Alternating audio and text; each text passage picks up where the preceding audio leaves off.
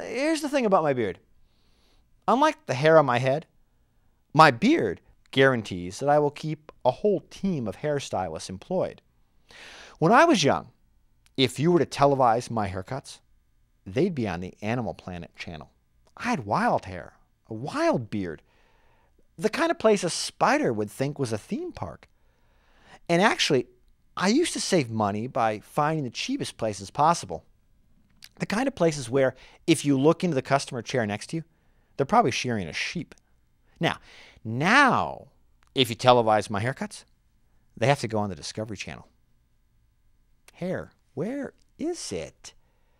I have to pay $20 for a haircut and another $10 for a finder's fee. And it's never about the hair that's actually on my head.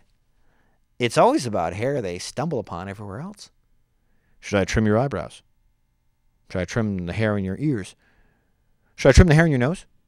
Sometimes they find hair on my back. They go all excited. They dive down there for it. Oh, I swear one time I went in for a haircut and they trimmed everything but the hair actually on my head. I mean, after an hour, that part just didn't seem to matter.